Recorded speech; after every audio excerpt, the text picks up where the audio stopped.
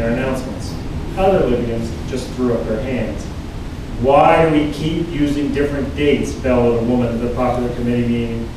I was standing in the upstairs balcony of the cavernous movie theater, but had no trouble hearing her down below.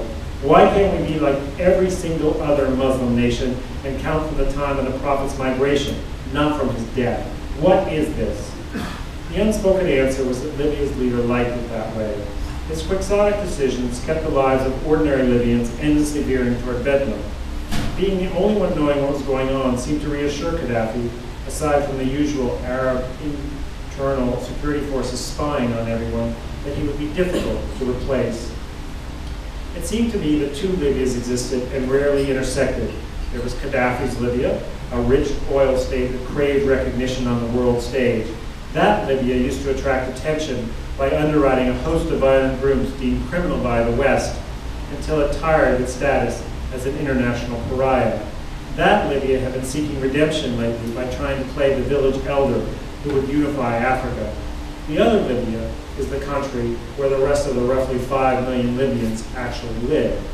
I couldn't find anyone who seemed to know quite how many there are. Their roads are potholed, their telephones unreliable, and the young lack meaningful jobs. Arab states with equal oil resources ooze wealth. Despite being sacked by the Iraqis in 1990, Kuwait City is gridlocked with the latest, most expensive BMWs and Mercedes, while huge mansions line its main thoroughfares. To me, it felt vaguely like Beverly Hills if I overlooked the occasional woman driving in a full face veil. Tripoli has none of that. It looks and feels drab. Its limited number of hotels so small that adventurous tourists are regularly evicted to make way for some visiting African delegation. Gaddafi once declared that anything over approximately $3,000 in private bank accounts was excessive and should revert to the state. A huge number of Libyans on the public payroll, about 800,000, went through the 1980s and 1990s without a wage increase. Sometimes they didn't get paid for months on end. Undoubtedly, many problems stemmed from the UN sanctions in place at the time, but the Libyans I talked to were incensed that they touched so few benefits from their oil revenue, which was already running to about $10 billion annually before prices catapulted into the stratosphere, reaching record highs close to $150 per barrel. The grumbling occasionally reached Gaddafi, who then delivered a hectoring speech to his compatriots that they better get off their backsides and start working because the oil would not last forever. The rant had little effect. "The roads here might as well have been through the war in Chechnya," said Selma Iswit, a 54-year-old housewife addressing the popular committee meeting. "We are an oil-rich country. We should have better roads. They should put whoever built them on trial before the masses. All the facilities are in very bad shape. Services, transportation, healthcare. We are not satisfied with any of this." A proclamation I read on Gaddafi's official website stated that, quote, "The revolution is for Libyans like the air they breathe and the light by which they see." But from my experience, they saw little good in it, and in fact found it stifling. To me, being a Libyan is like being forced to attend a rather gothic circus that one didn't particularly want tickets for in the first place. As the popular committee meetings dragged on, the shopkeepers bemoaned their losses, but any stores found open for business faced a stiff fine and a license suspension. Libyans told me that they had to show their stamped attendance record at odd moments. When leaving the country, for example, no stamp would mean no exit.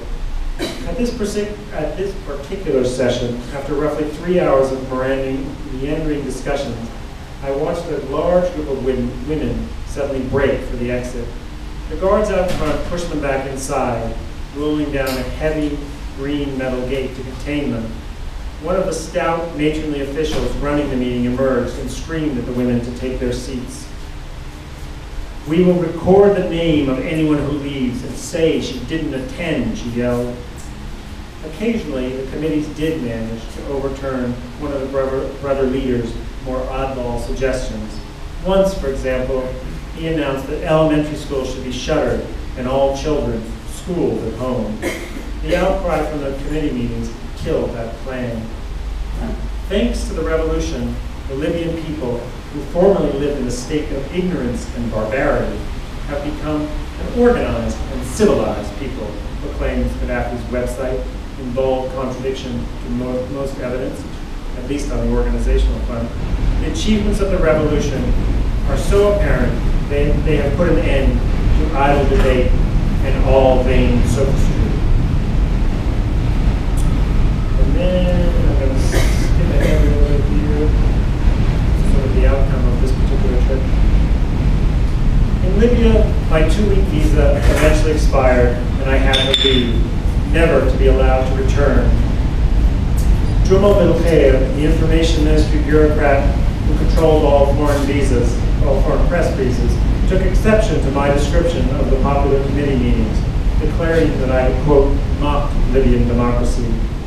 Being completely banned from Libya was a disheartening fallout, no doubt, but I would not have written the article any other way. Since Bilkhair was the gatekeeper for all foreign journalists and had Gaddafi's ear, there was no going around him. He made a show of being polite whenever I ran into him at Arab summits in the ensuing years, but he never relented on the visa front.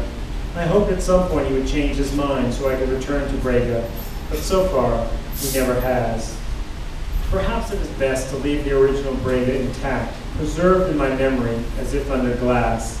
The perfect little beach town where our small front yard was crammed with sailboats on trailers, and my father came home and ate lunch with me every day. A little Texas oil town, inadvertently planted along the Mediterranean coast. In any case, the Braga of my childhood was long gone, as we always knew it would be one day, and there was no going back. I had always been a transient in my hometown.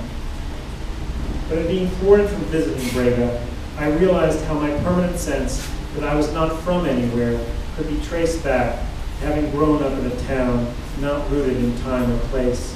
I was an expatriate no matter where I lived.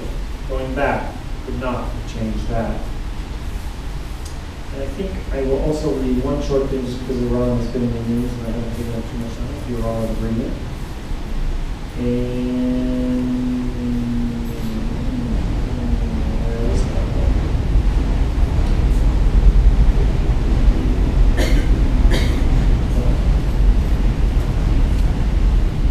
Since Iran has been in the news, this sort of, I think this gives you a little sense of the difference between hardliners, what the country's like under hardliners,